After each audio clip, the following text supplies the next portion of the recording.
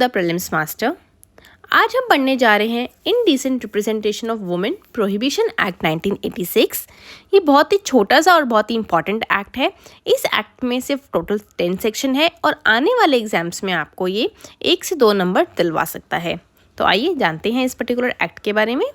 तो पहली बात है, इसका हम ऑब्जेक्टिव देखेंगे। इस पर्टिकुलर एक्ट का जो ऑब्जेक्टिव है वो है वुमेन की जो असभ्य आप रिप्रेजेंटेशन करते हैं उसको रोकना। कोई भी ऐसी representation by way of advertisement, publication, writing, painting, figure या किसी भी तरह से ऐसी कोई इनडिसेंट रिप्रेजेंटेशन करता है वुमेन की, तो उसको रोक लगाना। इसमें 10 सेक्शन है, डिटेल में एक एक जानते हैं। पहला सेक्शन बोलता है शॉर्ट टाइटल, एक्सटेंट और कमेंसमेंट के बारे में। शॉर्ट टाइटल है indecent representation of women prohibition act 1986, पूरे इंडिया पे लागू है और 2 अक्टूबर 1987 को ये कमेंस हो गया था। अगर बात करें हम सेक्शन 2 के बारे में, जो कि डेफिनेशन क्लॉसेस के बारे में बात करता है, इसमें आपकी 6 अलग अलग तरह की डेफिनेशंस दी गई है। क्लॉज ए में जो है आपका एडवर्टीजमेंट दिया हुआ है। एडवर्टीजमेंट का यहाँ पे मतलब है कोई भी ऐसा नोटिस, सर्कुलर, लेबल, रैपर या डॉक्यूमेंट या फिर कोई भी ऐसा लाइट के थ्रू या फिर साउंड के थ्रू या स्मोक या गैस के थ्रू ऐसी कोई रिप्रेजेंटेशन बनाना, वो भी एडवर्टीजमेंट की कैटेगरी में ही आएगा। वही बात करें डिस्ट्रीब्यूशन के बारे में, तो उसी चीज़ को कोई भी एडवर्टाइजमेंट को डिस्ट्रीब्यूट करना फ्रीली और अदरवाइज वो उसकी कैटेगरी में आएगा। सी बात करता है इनडिसेंट रिप्रेजेंटेशन ऑफ वुमेन के बारे में। कोई भी ऐसी डिपिक्शन करना जिसमें वुमेन की फिगर, बॉडी या कोई भी ऐसा इमोरल उसको दिखाना या उसको इनडिसेंट दिखाना डेरोगेटरी होगा इस पर्टिकुलर एक्ट के थ्रू।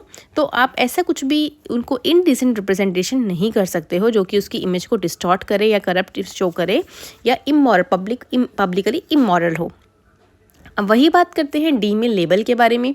लेबल में बोलता है कोई भी ऐसा रिटन, मार्क्ड, स्टैम्प्ड, प्रिंटेड या ग्राफिक मैटर चिपका देना किसी भी पैकेज पे, वो लेबल की कैटेगरी में आएगा। तो पैकेज की बात करें तो कोई भी बॉक्स हो सकता है, कार्टन हो सकता है, टिन या फिर कोई भी कंटेनर कार्टन की डेफिनेशन के अंडर आएगा। वही बात करें प्रिस्क्राइब के बारे में, तो प्रिस्क्राइब का मतलब है जो भी रूल प्रिस्क्राइब है इस एक्ट के अंडर वो प्रिस्क्राइब की डेफिनेशन में आएंगे। तो अब हम बात करते हैं सेक्शन 3, जो कि रोकता है, प्रोहिबिट करता है कोई भी ऐसी एडवर्टीजमेंट को जो कि आप वुमेन को जिसमें आप इनडिसेंटली शो करते हो। तो ऐसी सारी एडवर्टीजमेंट्स पे बैन है। वही बात करें हम सेक्शन 4 के बारे में। सेक्शन 4 बहुत ही इंपॉर्टेंट एक्ट है। सेक्शन 4 कहता है कोई भी इंसान ना प्रोड्यूस कर सकता, ना बेच सकता, ना हायर कर सकता, ना डिस्ट्रीब्यूट कर सकता, सर्कुलेट कर सकता या सेंड कर सकता कोई भी ऐसी post, any book, pamphlet, paper, slide, film, writing, drawing, painting, photograph या फिर कोई भी ऐसी रिप्रेजेंटेशन या फिगर जिसमें वुमेन को इनडिसेंटली रिप्रेजेंट किया हो। लेकिन ये कहाँ पर अप्लाई नहीं होता अगर यही सारी बुक्स, फिगर्स, ड्राइंग वगैरह और रिटन वगैरह कोई भी लिटरेचर के यूज़ में आ रही है, पढ़ाई के यूज़ में आ रही है, साइंस के यूज़ में आ रही है या फिर लर्न करने के पर्पज़ से है, जो है जनरल कंसर्न के हैं, तो वहाँ पे ये अप्लाई नहीं होगा। और साथ ही साथ अगर वो कोई बोनाफाइडली रिलीजियस पर्पज़ के लिए है तब भी वहाँ पे सेक्शन 4 आपका अप्लाई नहीं होगा। वही बात करते हैं सेक्शन 5 की। सेक्शन 5 बहुत ही इंपॉर्टेंट है। सेक्शन 5 बात करता है कि क्या क्या पावर्स है जो भी आपका ऑथराइज ऑफिसर होगा स्टेट गवर्नमेंट के थ्रू, वो किसी भी पर्टिकुलर जो उसकी लिमिट्स है वहाँ पे वो जा सकता है, एंटर कर सकता है, सर्च कर सकता है। कोई भी ऐसा सब्सटेंस अगर उसको मिलता है जहाँ पे ऐसी एडवर्टीजमेंट के थ्रू वुमेन की इनडिसेंट रिप्रेजेंटेशन हो रही है, वो वहाँ ऐसी जगह पे जा सकता है जहाँ पे उसको लग रहा है ऐसा कुछ होगा और उस पर्टिकुलर चीज़ को वो सीज भी कर सकता है और एग्जामिन करेगा। और कोई भी ऐसा रिकॉर्ड है, रजिस्टर है, डॉक्यूमेंट जहाँ पे ऐसा लगता है तो वो उसको सीज कर सकता है और साथ ही साथ जो वो करेगा उसका एक रीज़न जो है उसको लगता है कि ऐसा है, वो भी वो फर्निश कर सकता है, एविडेंस के तौर पे उसको ले जा सकता है। लेकिन कोई भी ऐसी एंट्री जो है किसी भी प्राइवेट ड्वेलिंग हाउस में विदाउट वारंट नहीं की जाएगी।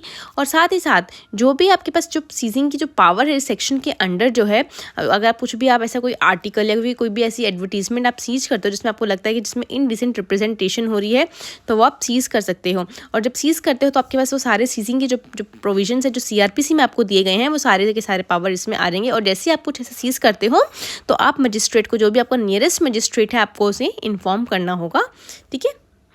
वही हम बात करें अब सेक्शन 6 के बारे में। सेक्शन 6 बात करते हैं पेनल्टी के बारे में। अगर आप फर्स्ट ऑफेंस पहली बार ऐसा कोई क्राइम करते हो तो आपको 2 साल तक की सज़ा हो सकती है और साथ में आपको 2000 रुपये तक का जुर्माना भी पे करना पड़ सकता है। अगर आप सेकेंड कन्विक्शन करते हो, मतलब आप दोबारा से ऐसा करते हो, तो आपको 6 महीने तो मिनिमम पनिशमेंट होगी ही होगी, और वो 5 साल तक भी एक्सटेंड हो सकती है, और साथ ही आपको 10,000 से लेके मिनिमम 1 लाख रुपए तक का फाइन देना पड़ सकता है। सेक्शन 7 के बारे में बात करें कि अगर ऐसा ऑफेंस कोई कंपनी करती है तो क्या करेंगे, तो उसमें क्या प्रोविजंस है।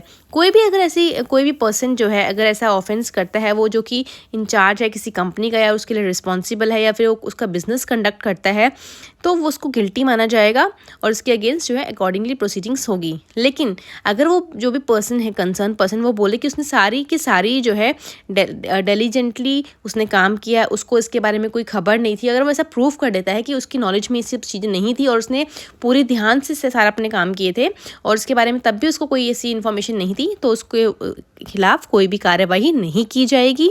ठीक है। और अगर कोई भी ऐसा ऑफेंस कमिट होता है, उसके जो भी आपका कंपनी का ओनर वगैरह है, जो भी उसके रिस्पॉन्सिबल है, उसके कंसेंट से या फिर उसके कन्वेंस से होता है, तो वो उसके लिए जो भी उसमें जो आपका कंपनी का डायरेक्टर हो, मैनेजर हो, सेक्रेटरी हो, कोई भी अदर ऑफिसर होगा, तो वो पनिशेबल होगा अगर उसके कंसेंट से हो रहा है तो।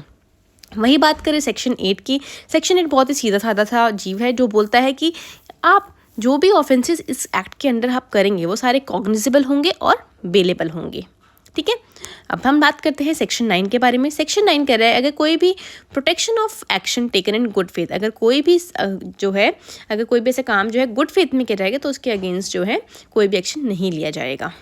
हमारा लास्ट सेक्शन है सेक्शन 10। सेक्शन 10 बोलता है कि रूल मेकिंग पावर किसके पास है, बहुत इंपॉर्टेंट है। जितने भी जो रूल्स इस सेक्शन में जो आपके पर्टिकुलर एक्ट के जो रूल्स हैं, उनकी सारी की सारी जो पावर्स हैं वो सेंट्रल गवर्नमेंट के पास है। सेंट्रल गवर्नमेंट इसके रिगार्डिंग पावर्स जो है उसके पास डेलीगेटेड है, वो बना सकती है। वो किसी भी मैनर में किसी की भी एडवर्टाइजमेंट का सीजर, मतलब उसको सीज कर सकती है, या फिर उसकी कैसे उसको बनाना है, सब कुछ वो खुद ही देखती है। ठीक है। तो जो भी अगर आप रूल्स वगैरह बनाएंगे वो पार्लियामेंट में उसको पेश करना होगा, और दोनों हाउसेज से वो जब पास हो जाएंगे तभी वो आगे गजटेड नोटिफिकेशन में हो जाएंगे। तो आइए कुछ क्वेश्चंस देखते हैं इसी के रिगार्डिंग।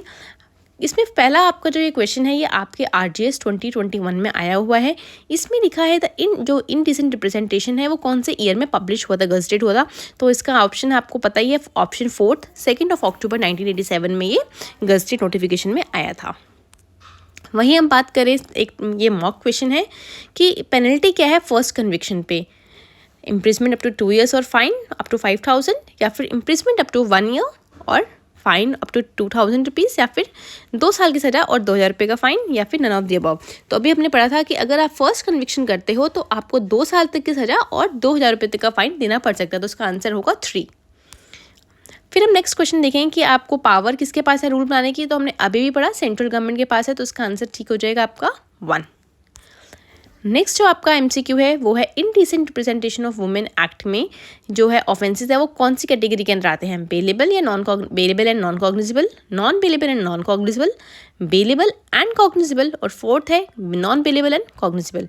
तो इसका आंसर क्या होना चाहिए आपके अकॉर्डिंगली। अभी हमने पढ़ा कि जो भी इसके अंदर ऑफेंसेस होंगे वो सारे क्या होंगे, बेलेबल होंगे और कॉग्निजेबल होंगे, तो इसके हिसाब से आपका आंसर होगा 3। अब हम बात करें फोर्थ क्वेश्चन के बारे में, तो ये एक्ट कहाँ तक एक्सटेंड करता है, तो हमने स्टार्टिंग में ही पढ़ा था ये पूरे के पूरे इंडिया पे एक्सटेंड करता है, ये एक अक्सर क्वेश्चन आ जाता है। तो इसका आंसर होगा आपका फर्स्ट, होल ऑफ इंडिया। तो हमारा यहीं पर ये पूरा का पूरा एक्ट खत्म हो गया है। Thank you. हम फिर मिलेंगे एक न्यू एक्ट के साथ।